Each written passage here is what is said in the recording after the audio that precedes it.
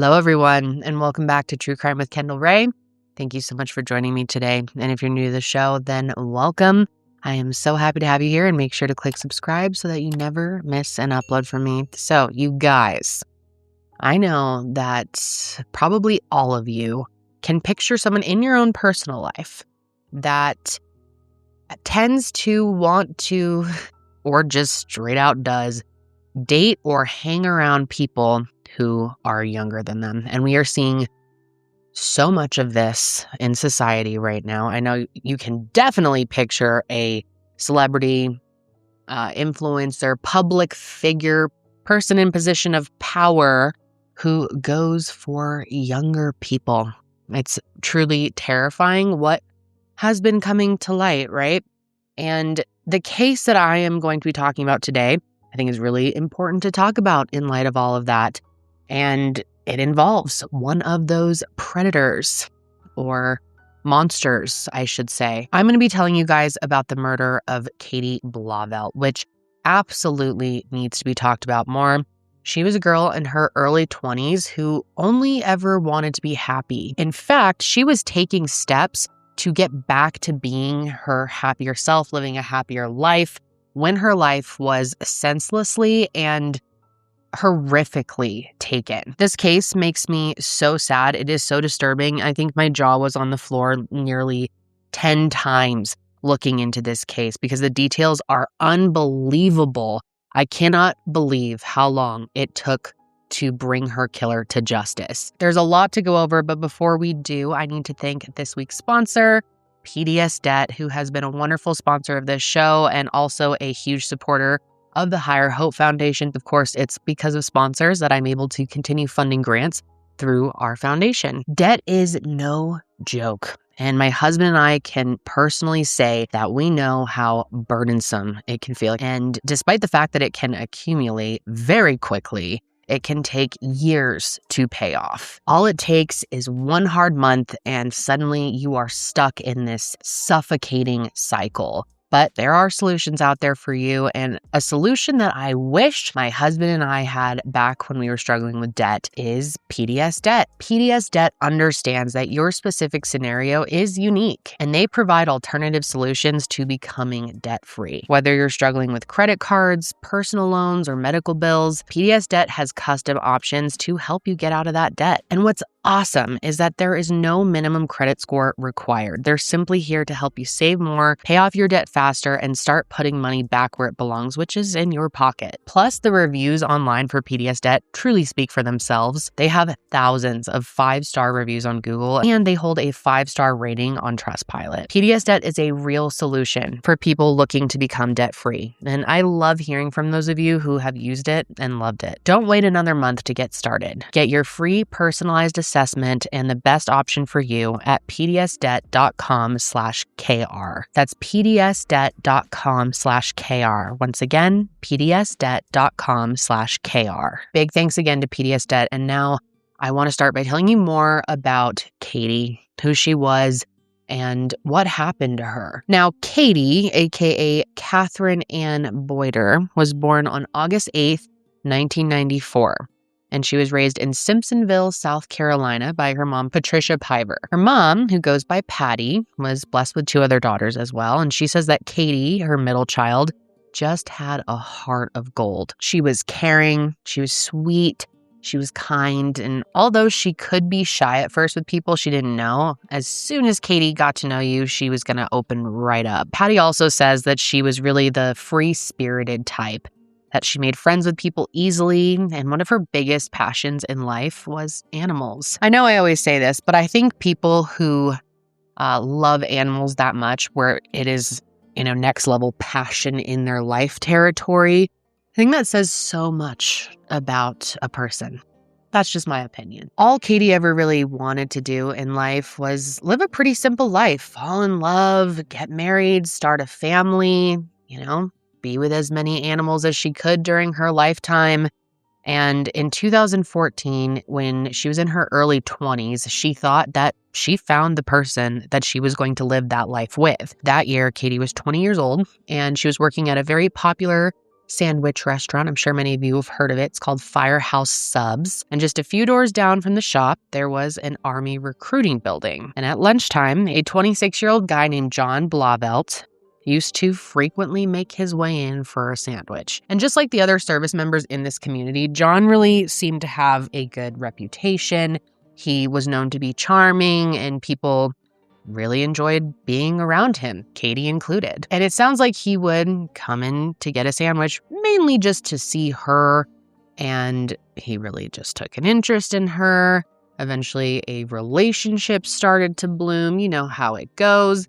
Here's the kicker, though. The whole time, Johnny Boy was married and had a child the entire time. Now, he did tell her about this, and he did tell her that they were in the process of getting a divorce, you know, the classic. But knowing what I know, I'd argue that the process was not quite as far along as he had her believing in the beginning. Either way, though, the two of them start dating. And for the first few months, everything was fine, I guess. Cati actually came from a military family herself, so she really had a lot of admiration and respect for people who served, and that's why a lot of people think that she was so drawn to him. But her family, pretty much right off the bat, seemed to not be so sure that he was the one. Patty says that when her daughter first introduced John to them, he could not have been less interested. He came across as standoffish and wouldn't even look her in the eye. He just didn't seem to want to give them the time of day, which is obviously a huge red flag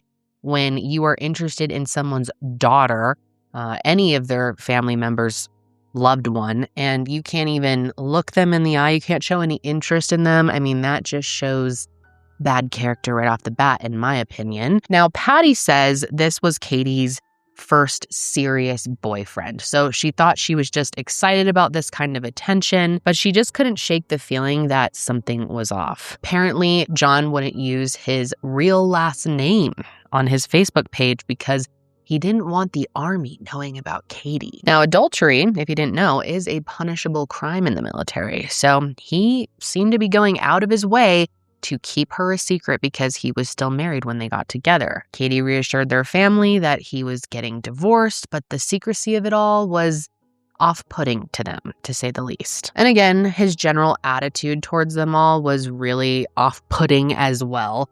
He just acted like he couldn't care less to be around them, had no interest in getting to know them or showing any appreciation for them for raising Cati, you know, just like the basic things that you would do when you meet your loved one's family. And eventually, I think Cati was feeling those vibes. It got awkward. She knew that they weren't, you know, super into John. So Cati started keeping their relationship to herself, and that was the case until they announced that they were moving in together. Up until this point, Cati had been living with her mom, and Patty, of course, understandably thought it was way too soon for her to be moving in with John, but she was not in a position to stop her, of course. She was worried, though, because Cati didn't usually talk to her about her relationship. She would talk to her sisters, and then her sisters would tell Patty what was going on, and they weren't telling her good things. They were telling her that John was an alcoholic, and also that as soon as they moved in together, they started getting in these huge blow-up fights. And they were so intense that there were nights where she would go and stay with her sister to get away from him. Now, Cati also had a niece, Cheyenne, and she was only a few years younger than her, and the two of them were really close. And she says that Cati and John's fights were really toxic. Then Cati surprised everyone in her family in the summer of 2015 when she suddenly announced that she had enlisted in the Army. Now, she had talked about joining the military before, but it was always the Navy. But seeing as John was a recruiter for the Army, he clearly must have persuaded her in the other direction. Although, I guess it didn't totally matter in the end because Cati did end up getting medically discharged due to a previous undiagnosed spine condition, which was actually a huge bummer for everyone. I mean, no one was happy about this. Even though they were confused by her joining the Army, it sounded like it brought her a lot of joy, and they wanted her to be happy. Cati was writing them letters when she was in basic training, talking about how much she enjoyed it, and they were hopeful that this, you know, would be beneficial in her life long term. But yeah, having to give that up was really hard on her. But then in December of that year, things took a major turn. because on December 7th, 2015, Cati texted her mom just out of the blue, basically saying, "Oh, by the way, John and I got married today." And Patty at first actually thought she was maybe joking, but she wasn't. John and Cati had gone to the courthouse and had gotten married without telling anyone, which, is fine. That's their right to do that. But Patty, of course, was just really surprised. And Patty ended up texting her and told her that getting married on Pearl Harbor Day was a bad omen.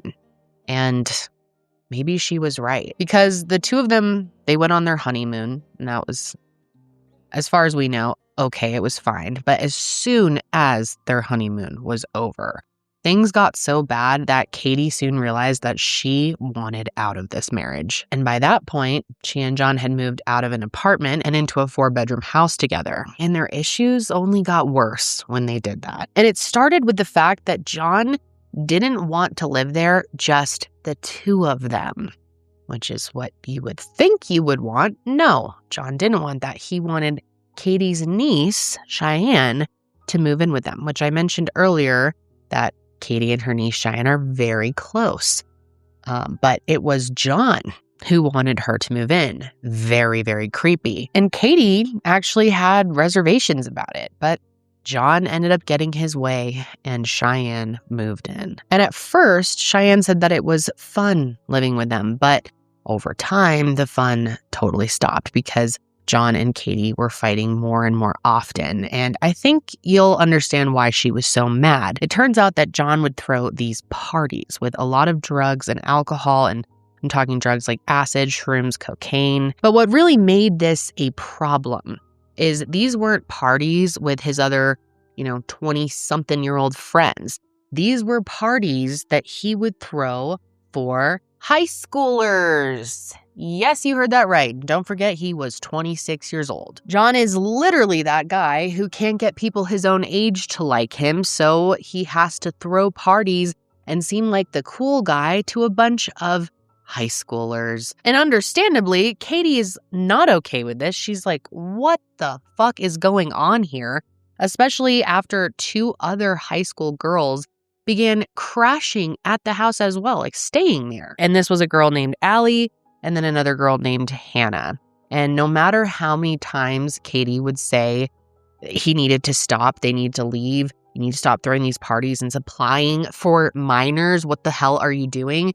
He wouldn't. And to make matters worse, John and that Hannah girl I mentioned started seeing each other behind Cati's back. Mind you, Hannah was 17 years old and he was 26. She was a child. He is a predator. He groomed her. He gave her drugs.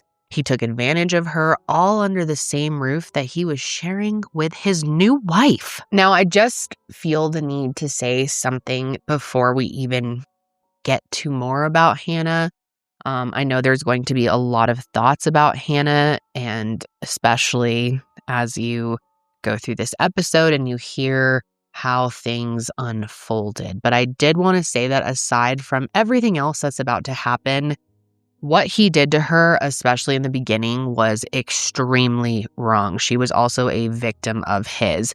Now, I think you cannot like a person and feel that they're guilty about other things, for sure, but also admit that they were a victim at another time in another sense. I know that's cryptic and you're probably really confused, but you'll see what I mean as we go through. Let me know if you feel differently, because I'm not condoning her future actions at all. I just think she was very highly manipulated and taken advantage of from a really young age. But anyway, he and Hannah started secretly seeing one another, and with everything else that was going on, Cati was obviously pissed off beyond belief, and Hannah was supposedly following John around the house like a puppy, and that's literally how she's been described. And Cati just reached her breaking point with the whole shit show and moved out. And in February of 2016, she moved back in with her mom. And meanwhile, John wasted no time moving Hannah in with him. Which, if you're confused about where her family was in all of this, I wondered that too. I wasn't able to find out too much information, but I did learn that about 2 weeks later, after she had moved in, her dad did end up calling the police, and that ended up in a nightmare of a situation. After that report was filed, several officers went over to John's house to speak with him and Hannah, but John literally refused to open the door. And I guess the two of them and Cheyenne as well were doing acid. And Cheyenne says that he wouldn't let them leave. And because the police didn't have a warrant, they couldn't just go inside.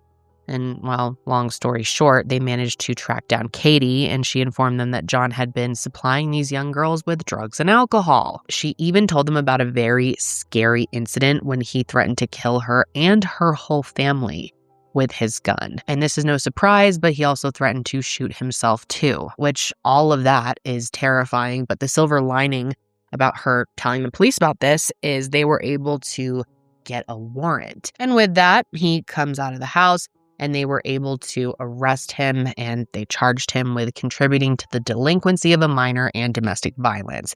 And there was also a restraining order put in place between him and Cati. And as a result, John was going to face consequences from the military. His pay was cut, and they suspended him from recruiting pending an investigation into the allegations. And one thing you got to understand about John is being in the military was his entire personality. It was everything to him, aside from, being a predator and doing drugs with minors. But yeah, his whole identity, his whole life was on the line, and that made him big mad. And of course, who does John blame for all of this? Because you damn well know it's not going to be himself, even though it is all his fault.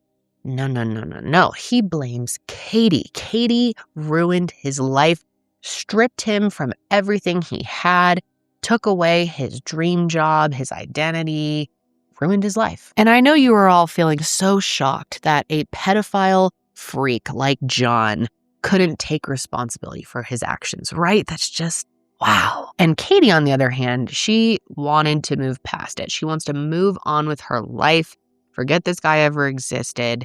And for example, she got an amazing job working at PetSmart, where she could spend all day with animals, which was awesome for her. And she was back living with her mom and out of that toxic environment. Things were starting to, sort of look up for her. Now, Patty says that Cati still did go over to John's house on occasion because her dog lived there and she loved her dog, but there was absolutely no relationship between them. And for a first time in a long time, Cati's loved ones say that she was starting to feel happy again. She even enrolled in classes at her local technical college and started taking steps towards filing for a divorce. However, any chance that she could have to rebuild her life and really start over was taken from her on October 24th, 2016. That day was a work day for Cati, and when she was leaving PetSmart, she got a call from Cheyenne asking if she wanted to hang out. And Cheyenne remembers that Cati sounded strange on the phone, but she brushed it off, and the two of them made plans for her to come over and they would go grab dinner. Cheyenne even took a nap in the meantime, figuring that Cati would come over and she would wake her up, they would go to dinner. But that never happened. She never came over to the house, and she never called or texted to explain why. Now, truthfully, when Patty heard this, she wasn't immediately worried. She got a call from one of her daughters that afternoon asking if Cati came home, but she figured she probably went to a friend's house. When she wasn't home the next morning, though, that's when she started to panic, especially because her calls started going straight to voicemail. So that day, she went and filed a missing persons report, and she made sure to specifically mention everything that had been going on with John. And while the police did take this seriously right away, which is great, they were not the ones who found her. When word spread to Cati's friends that she was missing, they started to look for her on their own, and they had sort of a hunch. Two of her friends had a hunch of where she might be. It turns out there was this old abandoned house located deep in the woods where kids would sometimes go to party. It was somewhere where Cati and John had been before, so they figured they would check it out. And when they got there, they realized their hunch was right. But by that point, it was too late, because just after midnight on October 26th, They called 911 to report that they had found Cati's body, who they soon discovered had died from a stab wound to her neck. And it was just brutal, you guys. There's no other way to say it. The autopsy actually revealed that the blade of the knife was still inside her, which makes me sick. And based on the blood evidence, plus a cadaver dog who had found a button from her jeans, investigators believed that Cati was killed outside of the house, but then her killer dragged her body inside to conceal her. And as for Cati's loved ones, they found out about all of this in the middle of the night. And that call was just more than devastating. Patty actually had a feeling that she had been killed from the very beginning, but she never wanted that feeling to be true. And she also had a feeling that she knew who did it. That person was, of course, John. And it didn't take long for investigators to agree. Really, as soon as they brought him in for questioning and had a little bit of time with this guy, could see the way that he was speaking and acting, they realized that his demeanor was off, that he was probably their guy. At first, he seemed a little upset by her murder, but pretty quickly his expression appeared more annoyed by the whole situation than anything else. The restraining order deal, what's the deal with that? This is a charge back that I got back in end of February, domestic violence first degree, that she charged me with. Obviously, when that happens, the state issues a restraining order. Right. Has anything ever like that ever happened before? Or have you guys ever had any big issues like that in the past? I mean, we were the worst couple. You know, we argued a lot, but I think it was just bad timing, honestly, because she was going through some shit, and I was going through some shit. She just left one day. It was like a Tuesday, and then she came back Friday with the entire Fountain Police Department, and it was a pretty big scene. It was like a 4-hour thing. When was the last time you actually saw her? I'd say probably July, because she moved out in April, I think. He even cracked a joke. John's a funny guy about how his duties in the Army were temporarily demoted because of those charges. What do you do for the Army? Well, right now I sit in this office, small office right now. Because of the civil investigation, all of my recruiting duties have been suspended. And of course, investigators are thinking, how is this guy joking in a time like this? They're seeing right through him. And literally throughout the entire rest of his interview, the whole thing, he didn't ask a single question about how she died or if they knew who did it, something that anyone normal who had nothing to do with it would ask, right? The only question that John seemed to want an answer to was about himself, of course. It was if he was being charged with anything related to her death. Am I being charged with a crime? Because he's recording me, and I'm not comfortable with that. No. And if I am, I'd like to contact a lawyer. Because this is uncomfortable. Okay. You're not being charged, with a crime right now. And his expression throughout all of this just tells me everything I need to know about how he felt. I'm sure you feel the same way. But despite what is so obvious to everyone, there was no physical evidence to arrest him. So they had no choice but to let him go at that point. Investigators did bring him back about a week later, hoping that they could get maybe something more out of him. But unfortunately, it was a whole lot of the same bullshit. But this time he spoke even meaner about Cati. We hadn't really had a chance to sit down. I know I talked to you that day when we notified you about her death. Yeah. And things are kind of emotional and everything. So we're still working the case, obviously, and trying to figure out who killed her. Mm-hmm. We've talked to a bunch of people. We wanted to give you some time to grieve and, do what you need to do mentally before we brought you in here. But we would like to ask you some questions that maybe you can give us an answer, what we're looking for. Okay. So with that in mind, are you willing to talk to us today? Yeah. Okay. So I know obviously about the incident that happened between you guys allegedly in January, and then she didn't file a report till February.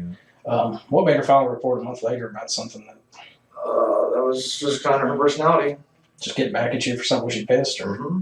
That was her personality. When she got mad about something, she would act extremely childish until she got her way, and if she didn't get her way, she would just escalate until she got her way. What kind of stuff were y'all arguing about? Everything. Just normal. Just normal stuff. People stuff. And then, being a recruiter, I talked to a lot of different people. So I had 2 phones, and I talked to a lot of females, and she didn't like that. But that was my job as a recruiter. I had to talk to everybody. Yeah. And she wouldn't like that. So then we'd argue about that. And then one time I just didn't ask her to come back. And she came back like 4 days later with her mom. And they cleared out like all of her stuff up from the house. And he, not surprisingly, made himself out to be the good guy. And when he was asked if he had anything to do with her murder, John denied having any involvement. In fact, he said he was the terrified one because her family was, quote, trying to spin it to make it seem like he was guilty. They're trying to spin this story against me, and it's got me terrified. It's got me scared as shit. Do you have any idea who killed her? No, absolutely not. This shit is ridiculous and it's scary as But I can't even be scared for Katie right now. Because I know Katie wouldn't want me in this situation. She knows I'm scared as hell. And towards the end of the interview, they told him they had a warrant to search his car, as well as another to obtain a sample of his DNA. And they actually read him the probable cause that led to these warrants. The AFI is currently investigating the murder of Catherine Ann Blauvelt, which occurred on or about 10/24/2016. The victim's body was located in the basement of an abandoned residence at 817 Southeast Main Street. An autopsy determined the victim's manner of death to be a homicide. The AFI and other investigators have conducted multiple interviews with friends, family, and acquaintances of the victim and her estranged husband, John Tufton Blauvelt.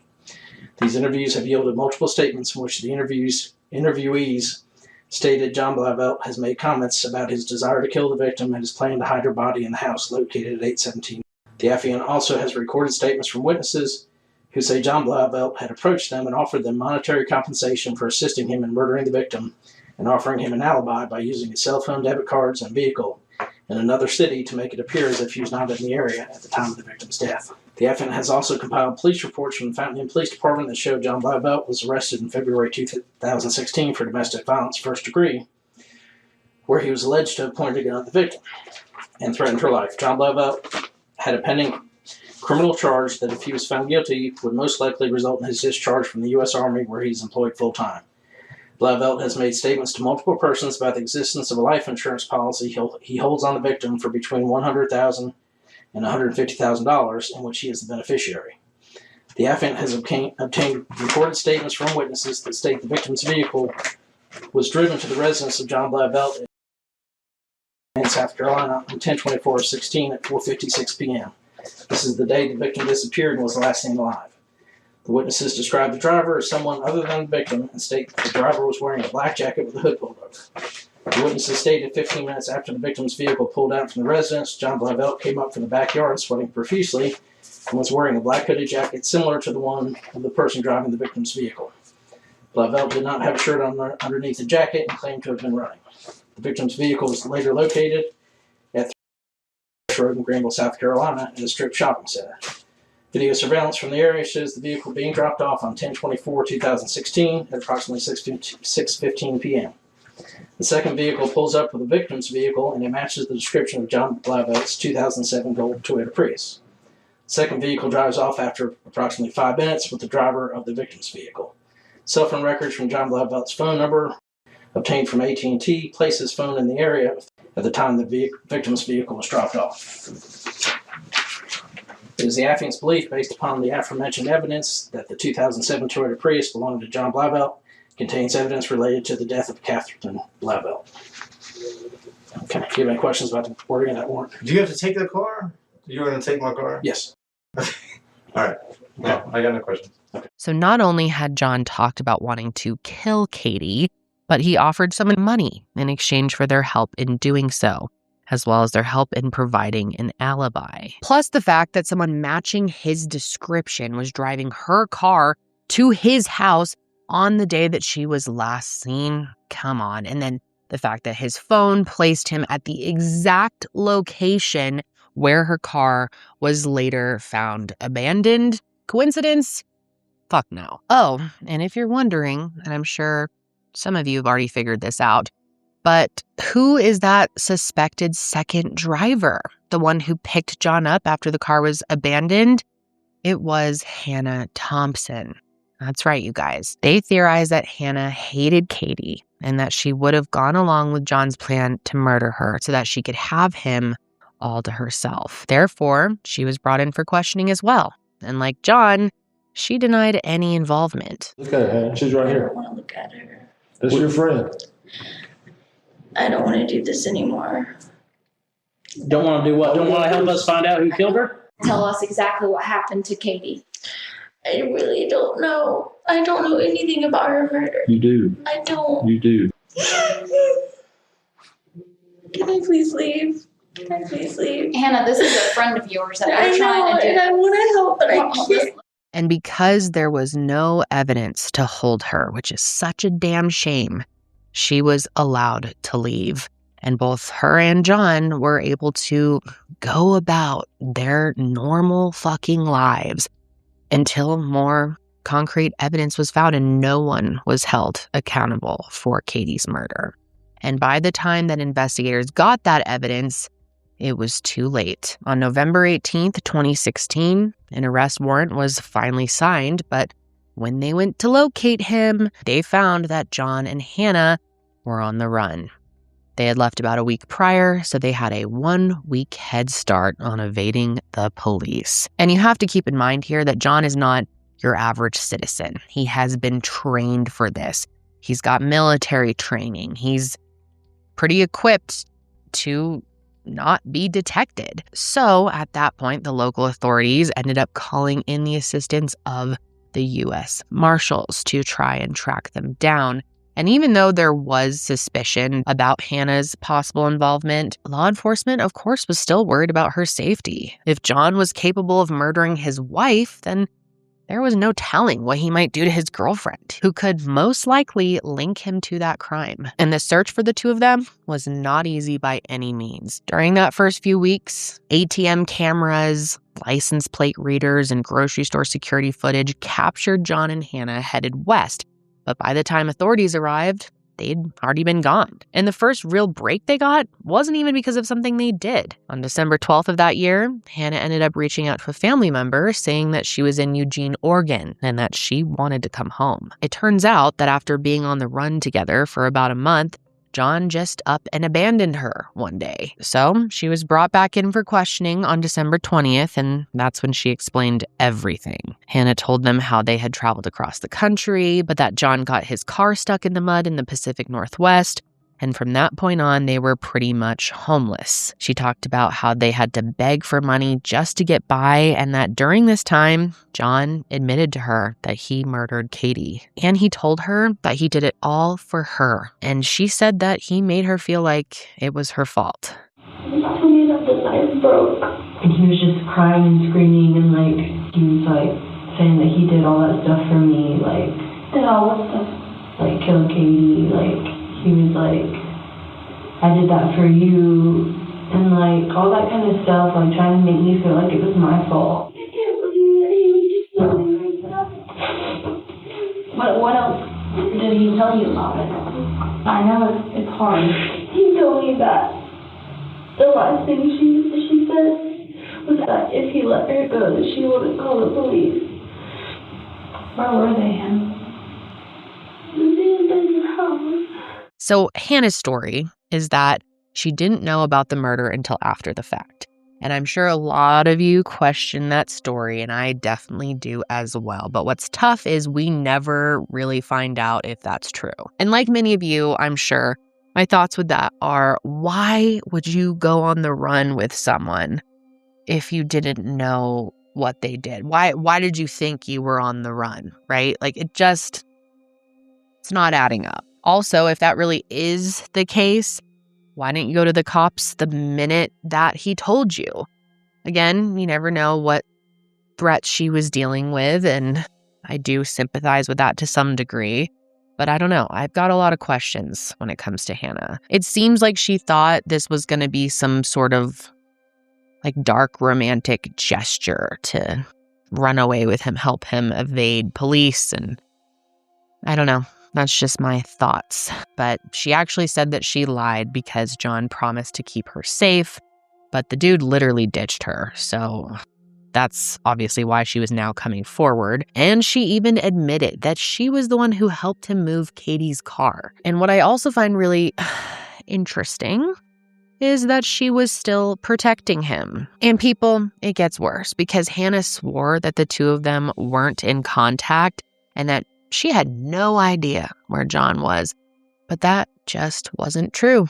Investigators just couldn't prove it. And because they still needed her help, she was all they had, they let her go. And it wasn't until, my God, years later in 2022 when Hannah finally admitted that they had been in contact that entire time, which just blows my mind. And I don't fully understand how they didn't figure that out. I don't know if she had a change of heart or what happened. Maybe he said something to her. But eventually, Hannah just decided to help point everyone in the right direction. She admitted that for the first few years, the two of them were in contact every single day via Facebook Messenger. And then after that, they started talking on Snapchat. And I have to say, I don't fully understand how they didn't figure that out. It seems pretty stupid to be doing that all over social media. But yeah, she claims that that contact ended in 2019. And ultimately, she was able to provide the U.S. Marshals with information that did lead to his arrest. And that's when they learned that John had been operating under the alias Ben Klein for the last 6 years and that he was living in Medford, Oregon with another woman. And finally, on July 20th, 2022, they got his ass. There was a stakeout outside of the house that he was living in. And as soon as he stepped outside, they made the arrest. Tackled him to the ground, and they say he looked genuinely stunned when they found him, and that he even tried to deny he was John, which I think is really funny that he was saying, "No, I'm Ben Klein. I have no idea what's going on."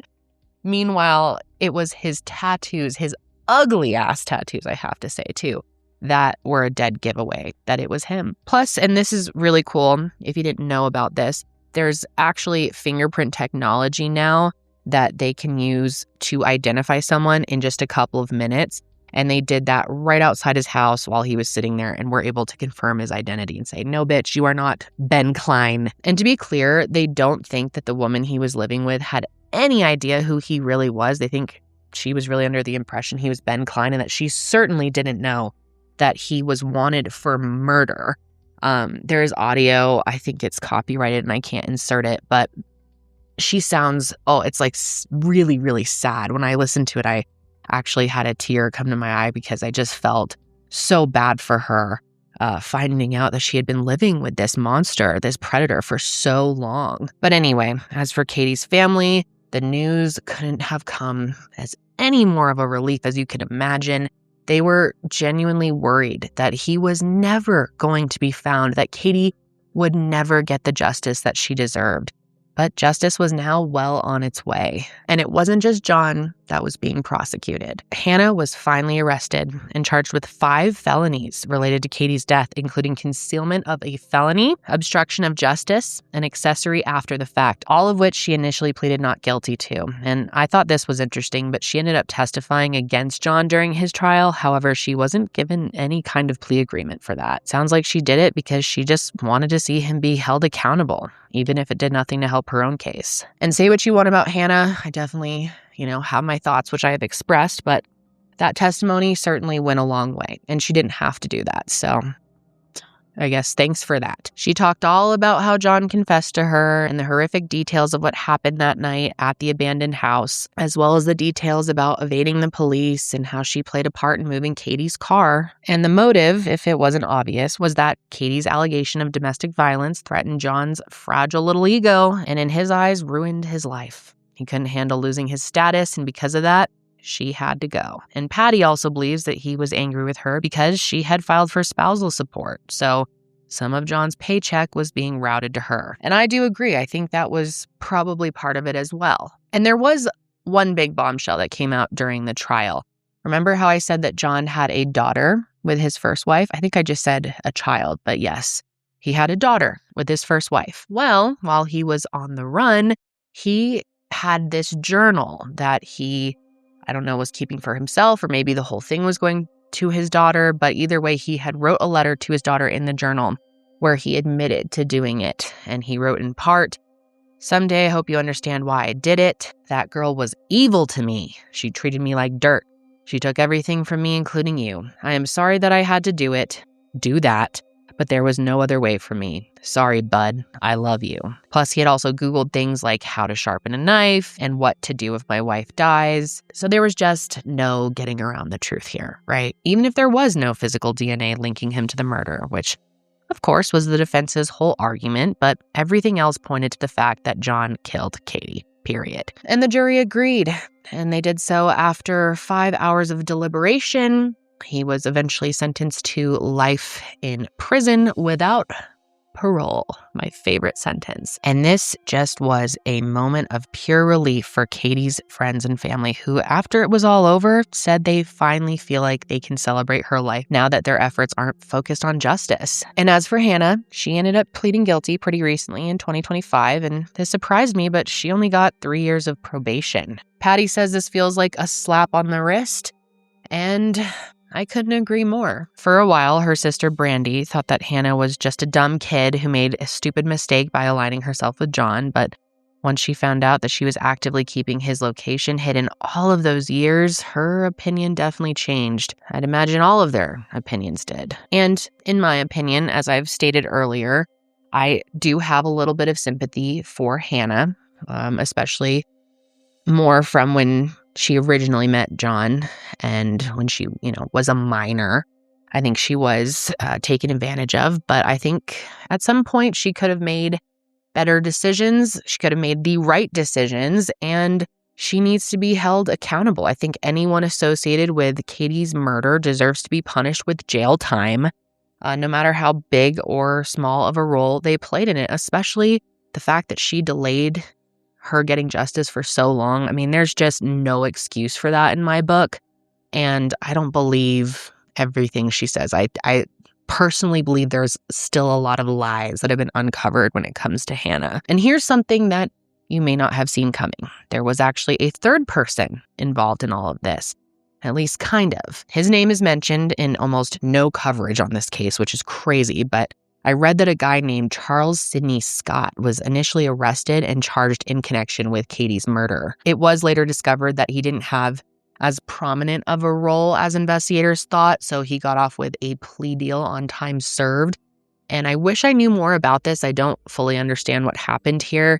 The information is seriously lacking, which is frustrating, so I have no idea what role he could have played, but I thought I'd mention it anyway. This whole case just really took me by surprise.